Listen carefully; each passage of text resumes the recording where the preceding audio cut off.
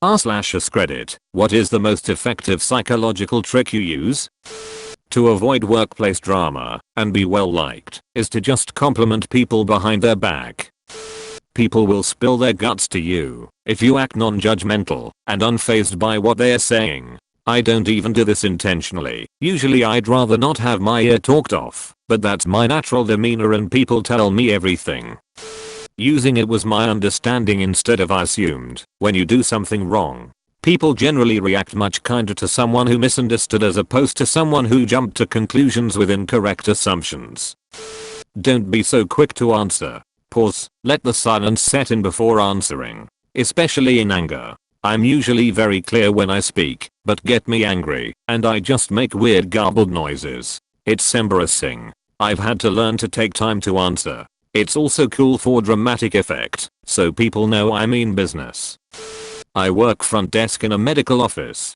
Patients hate updating their paperwork. I used to say, look through the pages and make any changes. They would groan and reluctantly take the paperwork or just complain about it. Now I say, all you have to do is make changes.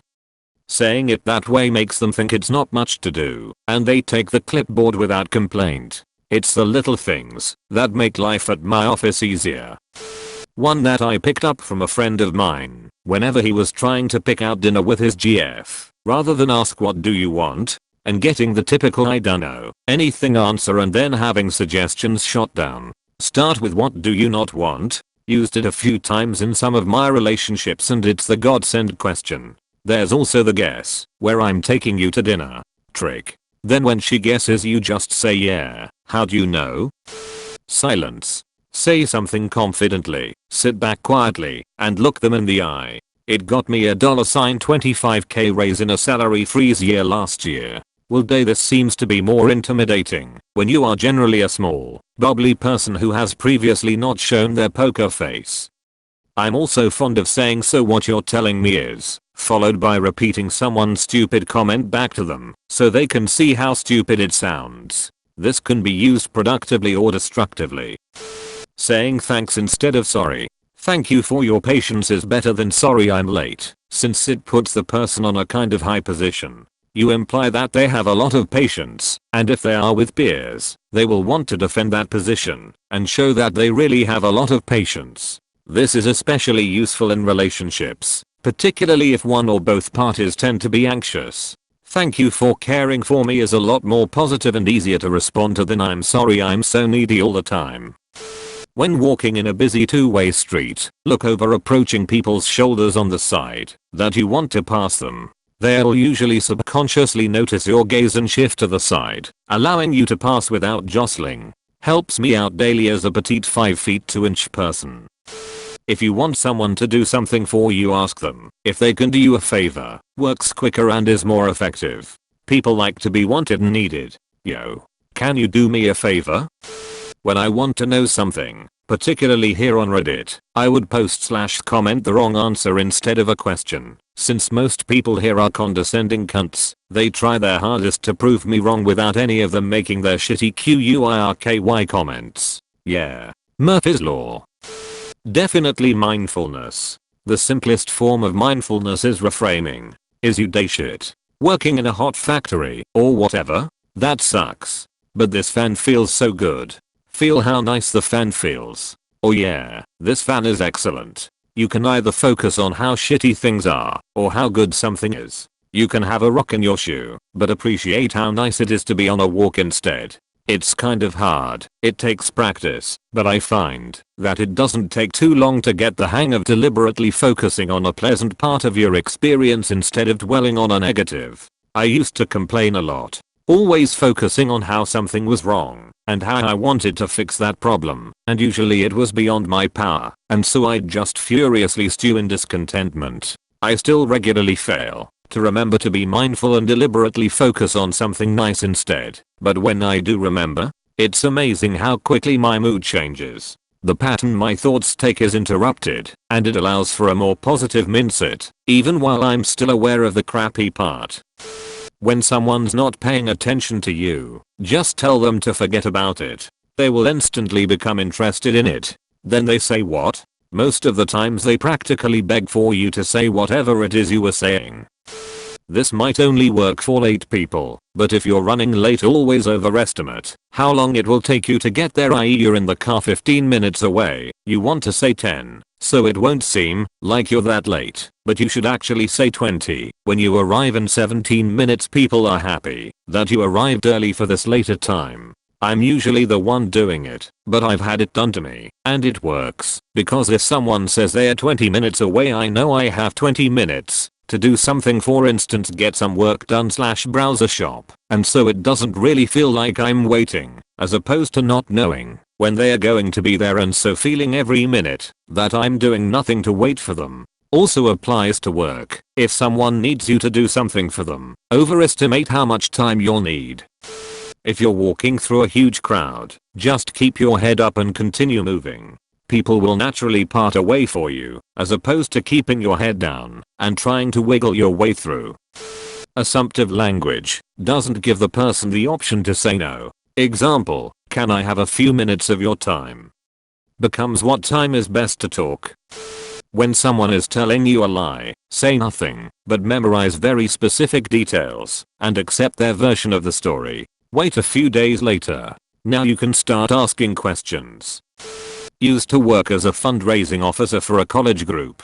If you're trying to get someone to do something that they are not completely interested in doing and hoping someone else will do it, use their name. I really don't know why this works, and I've experimented with using and not using their name, and a couple of people actually commented how they hated how it gets them. I mostly use this when I was super into trading card games, MTG, UGR, ECT. Whenever I was trying to trade for a specific card and they were considering it but seemed hesitant, I would pack up my stuff and say, oh well, if you don't want to, then start walking away. 9 times out of 10 they would call me back to make the swap. I work in business to business sales. Every time we are discussing offers, I offer 3 alternatives. Tell them what's good, what's bad, etc. After I started presenting 3 instead of our regular 2, they always go for the most expensive model. That wasn't the case before. I offer 3 choices for dinner and the first option is always garbage. Get that rejection out of the way immediately. Then she will choose from the other 2 and feel happy with the overall decision. Works unless you're dating a raccoon. Whenever I ask someone for a favor, I nod as I ask the question. People are more likely to agree to do what you're asking of them.